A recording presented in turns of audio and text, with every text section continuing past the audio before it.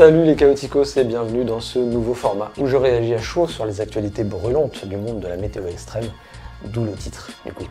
Vous voyez l'idée. Je voulais un format plus court, un peu plus facile à monter, alors, si je me chauffe pas à faire des effets spéciaux à la con encore. Un format plus spontané qui me permet d'aborder des sujets qui ne méritent pas forcément une vidéo à part entière. Et c'est aussi dans ces vidéos que j'aborderai les actualités de la chaîne, les projets en cours, les tournages, les montages, etc. Le retour des dernières chasses, pourquoi pas. Bref, tout ça, c'est un peu le JT des chroniques chaotiques quoi. Allez, on commence tout de suite avec la première partie, tempête de cerveau.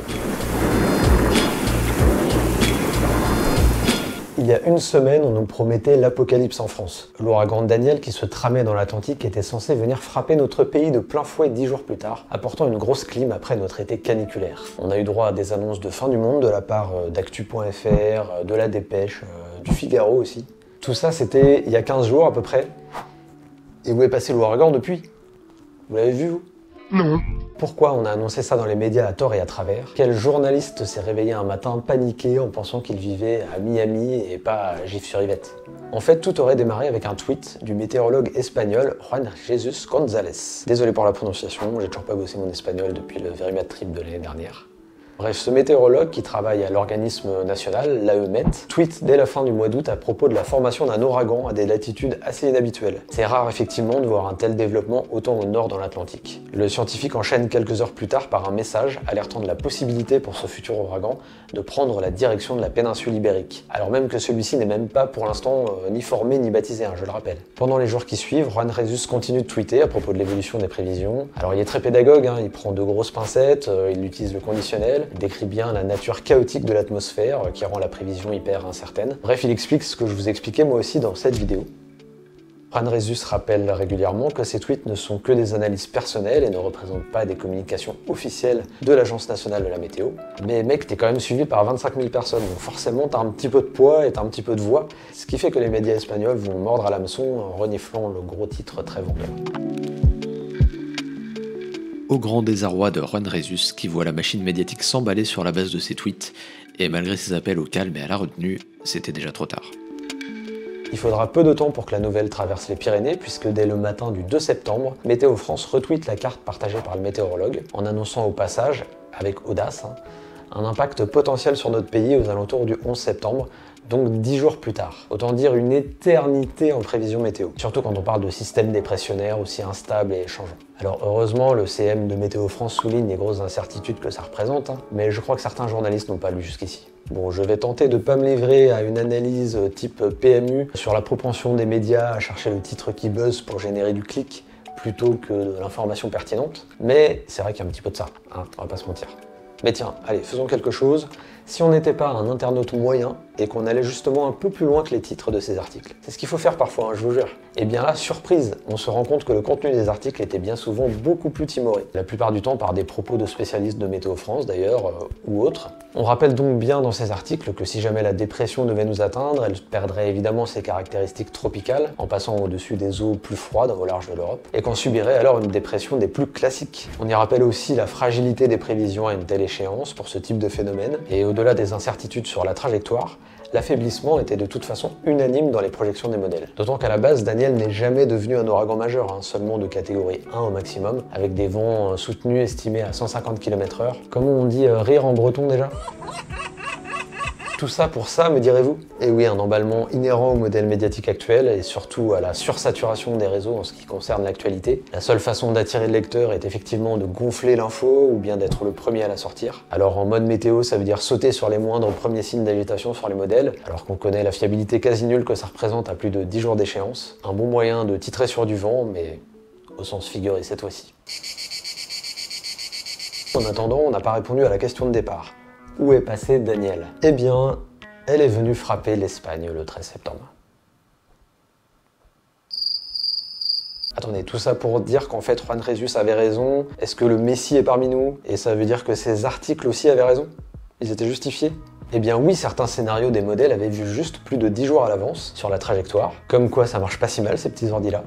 Daniel a donc effectivement causé de fortes pluies au Portugal et aussi des orages assez violents, jusqu'à chez nous d'ailleurs, entre le lundi 12 et le mercredi 14 septembre, et aussi en Italie le 15. Mais ça, c'est ce qui arrive tout simplement avec une dépression météo classique, comme on en a eu une dizaine au moins depuis le début de l'été, et sans qu'elle soit accompagnée de prophéties destructrices. Si les titres étaient plutôt sensationnalistes, voire malhonnêtes, je pense que la responsabilité est partagée avec les météorologues et autres lanceurs d'alerte amateurs qui tentent des perches de manière sans doute un peu trop précoce. Car si je passe 10 minutes à critiquer tout cet emballement, la réalité c'est qu'en tant que passionné, comme l'est probablement ce chercheur espagnol, on est les premiers à s'emballer sur des événements potentiels modélisés 2 semaines avant. Alors je vais me regarder un peu dans le miroir et je vais juste fermer ma gueule.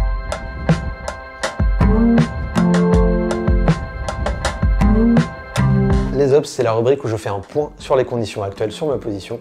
C'est un peu comme si on prenait ma température, quoi. La semaine dernière, je suis rentré d'une chasse les 13 et 14 septembre. Ça n'a pas été génial, pour ne rien vous cacher. Et c'est un flop, spécialiste des flops depuis 1785. Alors vous n'avez pas vu de story de ces journées-là d'ailleurs, pour ceux qui me suivent sur Instagram. Pour les autres, abonnez-vous. La raison pour laquelle il n'y a pas de story de temps en temps, c'est que parfois je suis concentré exclusivement sur la réalisation d'une vraie vidéo en bonne et due forme pour YouTube. Donc avec mes 5 caméras à gérer dans la bagnole, plus les prises de son et tout ça, il ne me reste pas beaucoup de temps pour m'occuper d'Instagram.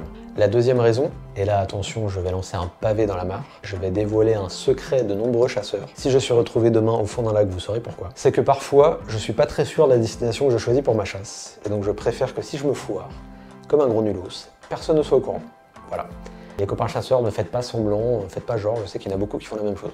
Bon, l'avantage c'est qu'avec cette période anticyclonique, je vais pouvoir me reposer 2 minutes, parce que vraiment l'accumulation des kilomètres a commencé à faire très mal sur les dernières sorties, voire même j'ai commencé à craindre un peu pour ma santé et mon espérance de vie. J'ai terminé sur les rotules la semaine dernière, dans l'incapacité d'envisager la petite situ en Espagne le vendredi soir. J'ai laissé ça aux collègues du coup, et j'ai pleuré quand j'ai vu ce qu'ils avaient ramené de cette situation. Mais on y revient à la fin de la vidéo. Une période plus calme qui va me permettre de me resociabiliser aussi avec mon entourage, ce qui n'est jamais une mauvaise chose, il me semble. Et surtout, je vais pouvoir passer de nouveau un peu plus de temps en montage, par exemple sur un certain projet avec des images américaines, que certains d'entre vous me réclament déjà depuis le lendemain du jour où on est rentré des États-Unis. Je vais être honnête avec vous, avec la quantité de chasses qu'il y a eu cet été, j'ai pas encore énormément avancé sur le montage, donc il va falloir patienter encore pas mal. Je rappelle que ce voyage, ça a été 5 semaines de tournage et environ 14 téraoctets de rush vidéo à traiter. Donc ouais, il y a encore un peu de travail avant de sortir quelque chose devant vos yeux ébahis, mais je suis sur le dossier, c'est promis, vous inquiétez pas. Non mais c'est pas fini là, non, ne regardez pas, c'est pas fini. Et les modèles voient des orages violents le week-end prochain. Non mais c'est très loin encore. Non, ne faites pas d'article, ne me citez pas là-dessus. Non, posez ce clavier, pas d'article s'il vous plaît, merci. Ah bon?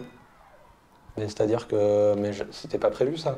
Parce que moi en fait j'avais juste écrit mon script et... Tu peux me dire c'est quoi l'application du radar que tu utilises pour chasser les orages s'il te plaît? La fameuse question qu'on m'a posée le plus cet été. Il est vrai que j'ai eu tendance parfois à poster des captures d'écran de ces fameuses images radar pour montrer un peu ma position ou pour montrer la physionomie des orages que j'étais en train de chasser. Il s'agit de l'application Météo Ciel, qui est l'application en France avec le meilleur radar. Dans l'application c'est le radar HD qui est mis à jour toutes les 5 minutes, sur lequel on peut afficher notre position, notre localisation et aussi l'activité électrique sous ces orages. On a ensuite plein d'options pour gérer la vitesse de l'animation, gérer l'affichage des villes, des éléments qui sont sur la carte. C'est clairement la carte la plus précise en termes de radar en France. Donc n'hésitez pas à installer cette application, c'est gratuit et c'est fort pratique pour suivre les orages. On est de plus en plus nombreux à chasser les orages en France, alors ça me paraissait pas mal de vous montrer ici les meilleures photos réalisées par les collègues sur les chasses des derniers jours, ou un peu avant d'ailleurs. Si jamais vous n'êtes pas à fond dans les cercles d'initiés, ça vous permettra de découvrir sans doute des photographes de talent, et ça je pense que c'est important. Et bah c'est parti, on commence avec la première photo. Et on commence tout de suite par le coup de massue derrière ma nuque, avec les superbes captures réalisées par ceux qui ont eu le courage de se déplacer jusqu'à Barcelone le vendredi 16 septembre. C'est le cas d'Alexis Maillard qui signe cette magnifique vue d'ensemble d'un orage isolé accompagné de sa trombe marine. Bon, on sait que tout le monde espérait un éclair extra nuageux en bonus ce soir-là, mais faut peut-être pas être trop gourmand les gars.